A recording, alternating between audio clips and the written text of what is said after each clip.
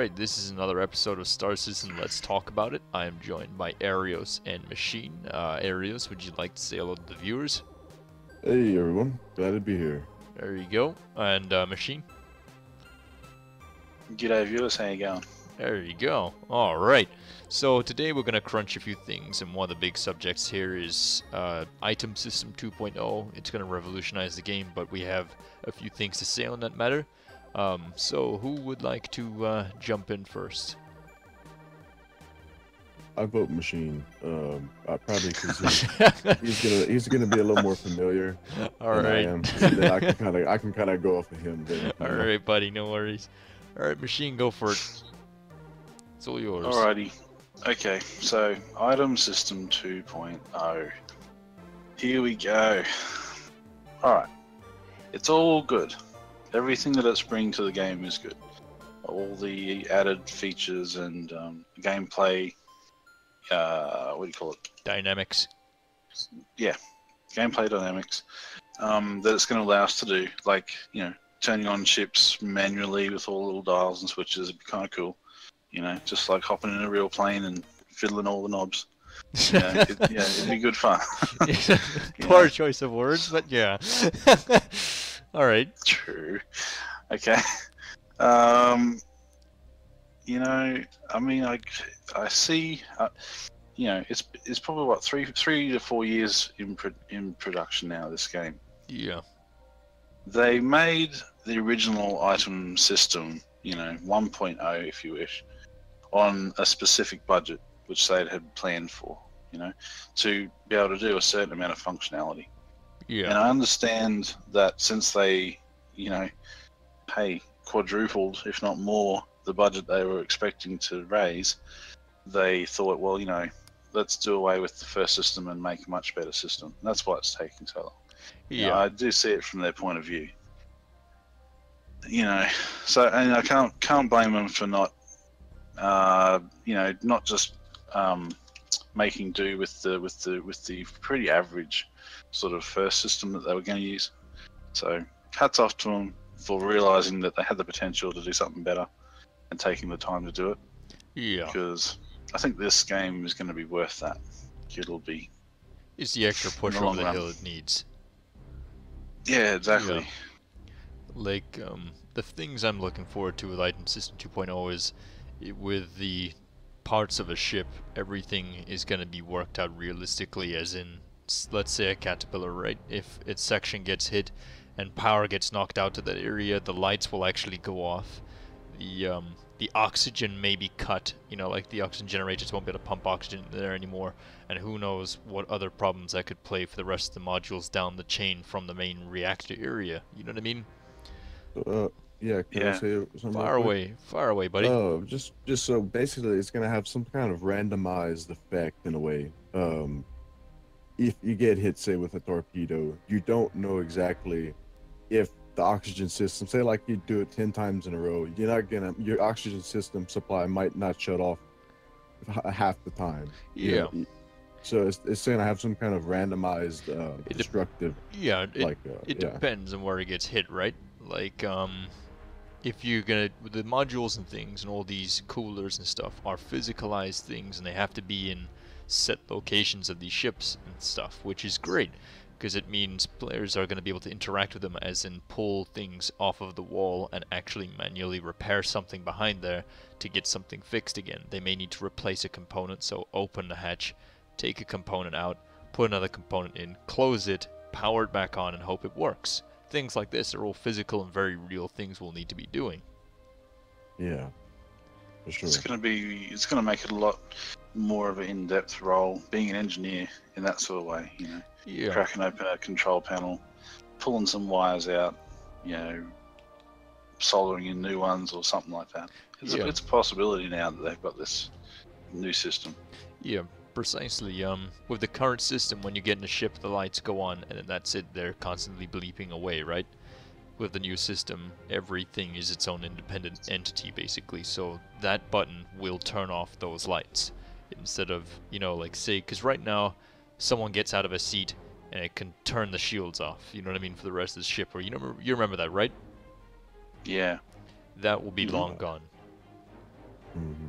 which is a good Well, thing. that's good. Yeah, it means that like seats and controls will actually have physical things that they can do. Like this is control systems, this is for the pilot. Everything has a role now. Yeah. As Machine was saying, they had their goal. They had to start basic, kind of right, with the arcade mode, and that's usually how the production keeps going. Is you start basic, and you can tell as time has gone now, they've gotten even they've understood to get more complex in the like with 2.0 for an example. But they had to start somewhere. Like it's hard to foresee something, and all of a sudden you can improve once you have a base or foundation. You can improve your foundation and start building upon that, but you have to start somewhere. And that's why I guess once they reach their stretch goal of whatever, how much ever money it was raised to be, now they realized, hey, let's implement 2.0. But yeah, it kind of has been a while, if you ask Yeah. me, like 4 years. Yeah, exactly. I mean, they're set around $150 million, right? That's a lot of money. Yeah, real. Yeah, and it still doesn't stop them from putting out more and more sales. Yeah, yeah. Mm. But I do go ahead, I man. do notice though. I do notice in the last, I'd say 6 to 8 months, 10 months maybe, they have increasingly began to produce more things faster. It's like for a while they were kind of stagnating, but now I mean they're coming out. They're the patches, the more recent patches 2.6 and above. You can tell they've got more of a sense of urgency to try to get the game completed. I think now they're more motivated now than they were. Yeah, I think so too. I mean, they've now got around over 400 staff, right? And that's a lot more than they had at the beginning of the year. They had around 317 people or something, right? So, Yeah. it's changed dramatically, and they've really got their foot on the gas now, which is great because it means that we're getting the game that we've been waiting for sooner. But the good thing is they're taking their time to the point where they're not losing any quality, right? They're not losing that game that we want, that we invested in. They're not going to rush Right. it out the door and have it become a No Man's Sky 2.0. Yeah, yeah. They definitely got to maintain a level of not subtracting from what they're trying to incorporate. Yeah, precisely. Like what you would say, sacrificing things for other things that they deem more important. They want to keep that realistic approach as much as possible. Yeah, I mean, big worry I have, and it always has been ever since I first backed in, is the network code. And as we all know, when before the server thing, that was a major problem with network, right? We were all having issues. There was choppy, you'd fall through walls and stuff like this, right? Oh yeah. Now, my biggest worry, because the plan is to have everybody in one sort of big universe, that's the plan, and then have people load in when they need to, players come into visual range or whatever. But my biggest fear is how the hell the servers are going to manage to handle all of the data of people's personal items on their character, then their ship's items and their customized items, and then the ship, and then other players' ships with the same amount of stuff. And this varies from Hornet size to M50 size to Idris size to Bengal size, with ships within ships, and all of this madness, and hundreds of players on the same ships and things like this, all going off at the same time. And then on top of that, huge fleet battles, NPCs, the money system, bullets, projectiles, missiles, emergency escape pods, damage states, modules on board said ships and their items, how they degrade over time, fuel consumption, everything. How are they going to balance all of that information without the game just crashing or dying? With say over 100 people in a certain area, maybe even 300 people in a single engagement. You know what I mean? How is the network code gonna cope? And this is the one biggest fear I've had for Star Citizen since the beginning. Always has been the network code.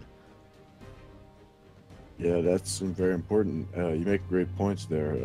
Like, Mhm. as far as handling that, I hope we're not going to have to be required to have like a gigabit fiber optic connection, because Yeah. not everybody could get that, you know, and I Yeah, hope exactly. that's a really they're gonna have to do some really magical optimizing if you ask me. I mean, there's gonna be some. I Yeah. think they're gonna have to have a dedicated team just to do the network coding. You know. Yeah, well, as it stands right now, they've been working on the network code around the clock, and the game is more than 3 times more optimized than it was in the early stages, as in a ship uses nowhere near as much memory as it used to. Good news is Item System 2.0 means ships and their modules, even though there's more complicatedness to them, will actually use less memory, because they'll only call upon the resources that they require to function. Yeah, yeah. I was just kind of you had mentioned that a while back, in Discord while we were talking. That I did look into it a little bit, and yeah, as things get further away, like level of detail, it'll use less and less. So if the ship gets further and further, it'll start using less and less video RAM. Yeah. Which is important. But the good thing is nowadays a lot of cards come with about at least 4 gigs of VRAM, or and up to like 8 now, or up to like 11 or 12 with the Titan XP or whatever. But I think with the optimization, people with less powerful cards and less VRAM will still be able to benefit highly from that. You're not gonna have to worry about buying a $500 graphics card just to play the game. Yeah, precisely. Machine, you want to add anything here?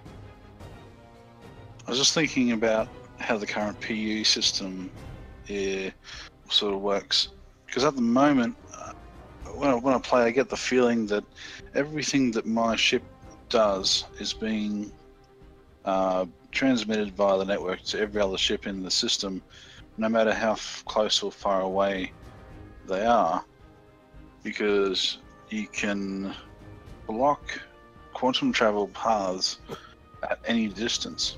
So my ship must know the position of the enemy, of anyone's ship, for that to happen. If they see, at the moment, it seems that the servers run on like a 30 frames per second or actions per second window thing at the moment. I don't have the proper name. They're going to have to bump it up to 60 one day for it to be nice and smooth. Maybe the ships could talk to each other at 60 actions. Maybe the actions are updated at 60 times a second within a kilometer range, where you could actually tell.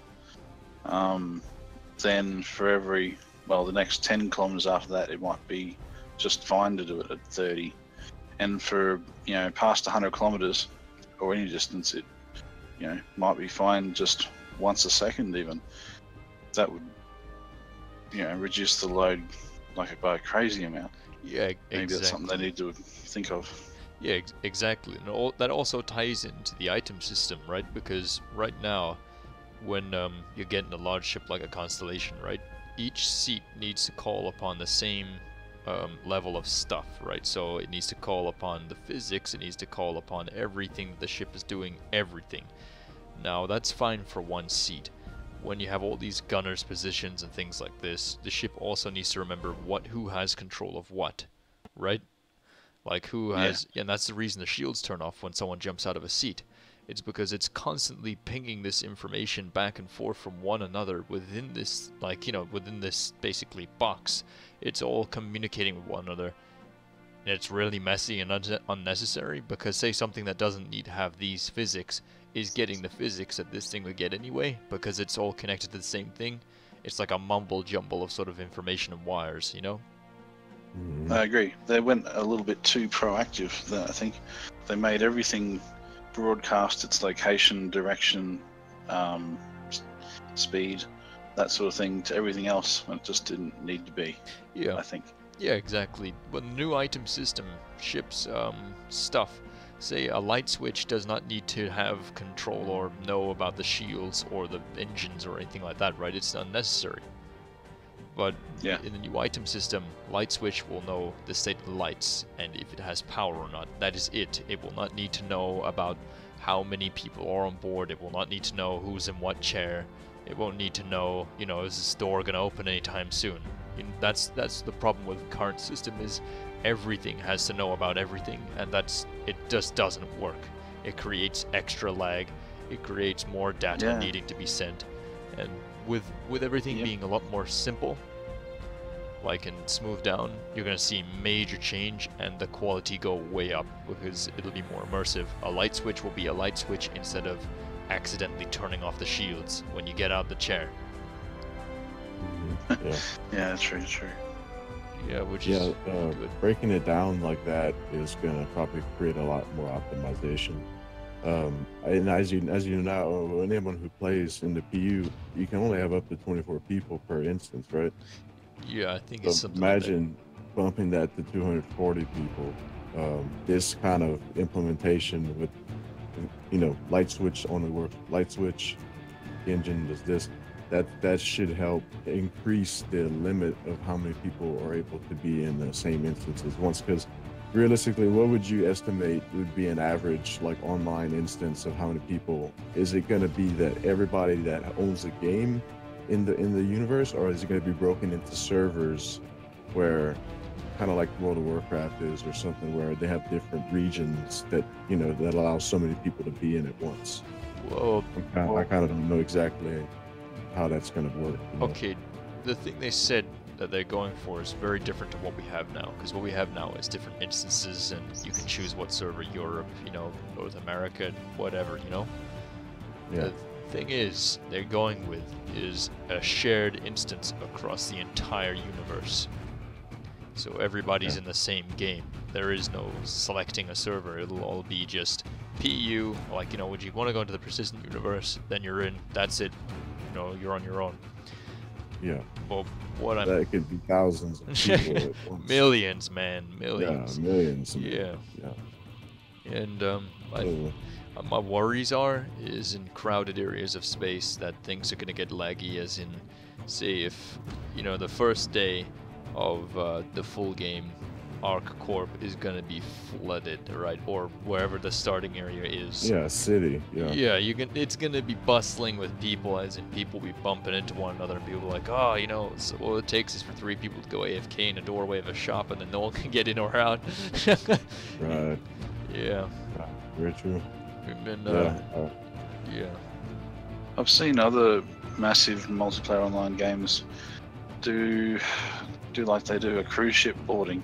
They allow like one deck to log on at a certain time, and then now the next lot later on, so on, to avoid that massive rush. Yeah. It's not fair, but sometimes it's just necessary. Well, yeah. That will obviously well, I'm hoping that it's going to be a population count to a city, because you have to go through the checkpoints. Like, when you landed somewhere, you'll have to go through the screening area, and they'll say whether you're allowed in or not. They may say, could you wait in the waiting area, which could be flooded with people. The ArcCorp, well, what is it, Area 18, right? That's what it's called. Yeah, Area 18 is just one area. There's going to be loads, and so that means areas shouldn't become too flooded. The only time they'll become flooded, I think, is with unique quest givers. Like, right now we've got, what's his name? The guy who's in who was in the Homestead demo. Yeah, that guy. Yeah. Malik. Yeah, you know what I'm talking about. Miles Eckhart, Mm. that's his name, right? That's him. Yeah, he's a unique quest giver, right? And it's gonna be loads of those. My fear is, Chris Roberts said he wanted to have it so that there's not gonna be everybody walks into the same room, but they're in different instances. If someone's talking to that character, you'll have to wait. My fear is that finding that opportunity to talk to that character is gonna be like gold dust, because there'll be at least 60 other people in front of you. Yeah, I don't see that working very well. Yeah, it'd be like a Comic-Con or something, where someone wants to, they're all going to that guy to get a signature or whatever. It's gonna be a huge line. I mean, that's a little too realistic in a way where it's not realistic in terms of what's feasible for gameplay and for everybody to be able to hit their quest and get going. Yeah, precisely. How realistic are you really gonna make it? Because I mean, the average person is gonna probably log on, play 1 or 2 hours at the most, maybe. If not, if they're a dedicated player, they'll play longer. But what if you don't want to wait in line for an hour just to get one quest? Yeah, well, I'm hoping that they're gonna do a different means of it. If the quest giver is busy or something, there'll be something else or another quest giver, or at least they'll have to put plenty of opportunities for jobs. Obviously, there'll be the job well terminal so you can accept quests through Mobi-Glass and all that sort of stuff. But I think within the first 2 months of the game's release, it's gonna be a nightmare for Yeah, getting proper quests. they're gonna have to figure something out because, Yeah. like I said, there's gonna be a lot of people playing, and there's gonna be a lot of eager people that want to, start investing their time. And everything you invest is very important because of the permadeath. And so, time is precious in the sense where it's gonna Star Citizen's not going to be a game where you're going to be wasting a lot of your time, because time is money and time is other things that or need to go towards gameplay and need to be important enough to seek after, I guess you could say. Yeah. But you see what you kind of see where I'm going with that. I know what you Like, mean, man. Like, yeah, time and is time very investment, precious. is important, because every little thing you do is it's gonna build. It's either gonna build your organization as a whole, or it's gonna build your independence as your own player in a way too. Yeah, and all it takes is 1 second for it all to go south. Yeah. But yeah, it is what it is, Extreme man. paranoia will be a But, side effect, well, the thing is, I mean, it's good in one respect because people respect the universe a lot more, and they'll respect each other a lot more, as in, you won't just have some guy fly along and be like, oh, I'm just gonna blast this guy, because what if he's a better pilot and he swings around and owns you? You know what I mean? Yeah. You gotta really play it smart. You gotta think about the outcomes. Yeah. A It'll, lot it'll, of things come into play. it'll be like Mech War. You get one shot and your team has to work together, or, it could be a really bad situation, not a very fun experience. Yeah, exactly. But yeah, Machine, you want anything to add? Because we're running low on time now. No, I think we covered most of it, eh? You sure? Anything at all? Like, say, anything about the permadeath or time as a commodity? Permadeath. I disagree with just taking one headshot to cause permadeath. I mean, it's the year 2180, 90, something or other. Surely they can, extract a bullet back out of your head without you causing any damage by it. I think it's a higher chance to permanently die if you get shot in the head. Fair enough, but it shouldn't be a 100%. It's my stance. Yeah, well, that makes sense, right? I mean, it would make sense if someone shot you with, say, an arc light in the head, and maybe you might have some reputation loss because you've taken brain damage, right? But if it's a shotgun, or if it's a cross-sectional beam on board an Idris that collapses and crushes your head, I mean, that's not exactly gonna be like, well, don't worry, I'm a medic. Hold on, while I get a bucket and a dustpan and brush. We'll have you back together in no time. Oh, that makes me that's think. fair. I imagine the suits, like the armor system, might have some kind of implementation where it has a life-sustaining implementation of, like a critical state. Okay, it injects you with these anesthetics and stuff, and Yeah. and it can prolong you until someone can come to help you, like a medic or something. Ooh, The suits might need to be having certain kinds of I don't know. It could have a smart tech where it can help preserve the life they for do like a have bleed out time. they do have something similar. Because you just reminded me, both of you did. You know how you have that counter to your side that shows your body, right, and your pulse, and it shows which parts of your body get damaged, right? Yeah. Mm-hmm. Now, Machine, the damage you're talking about is when basically your head goes either orange or red. That's when a bullet, you could say, could get extracted, right? But when it goes jet black, that means it's ruined. As in, it's like someone Game over. Yeah. So you should be, being shot in the head isn't that big a deal unless it's a sniper. or something very powerful like a Desert Eagle. Very high caliber, maybe explosive round or something, you know. Yeah, basically just wear a helmet all the time would be my advice. If you're in a hostile area, don't just put a baseball cap on and walk around in a dangerous area like, I don't need a spacesuit. You know, I'm the guy from Firefly. Yeah. Yeah. Well, yeah, this has been a very good informational video thanks to you two. So, yeah. Appreciate We it. try. It's great to have you here, guys. So, Arios, would you like to say anything to the audience before we call it a day? Well, I did have a thought about something. I think, there's going to be a bad case of what I call the suit mucus after a long, after a long day in the verse, 9 to 5, man. Come 5 o'clock. When you get out that suit, buddy, it's like a Jello mold. Oh, oh, jeez. So we'll have to be careful with the suit mucus, Arios and the soup mucus. Gotcha. All right. What about you, Machine? Anything you want to say to people before we head off? Jeez, that put me right off my game, eh? That's a real threat, that. Yeah. Okay, well, pro tip then. Get a ship with a shower, guys. It's going to be important. Microbial scrubbers. Oh, yeah. Yeah. Oh, man. But any questions that you maybe want us to discuss in the upcoming videos, pop in the comments, guys. There you Really go. interested to see 'em. Yeah, it's a great suggestion. All right, so that about wrap it up. We've got 26 minutes on the clock here, and it usually takes 40 minutes to an hour and a half to process these. So yeah. All right. Thank you for watching, everybody. This has been another episode of Let's Talk About It. You know the drill, commanders. Fly safe, and I'll see you in the verse.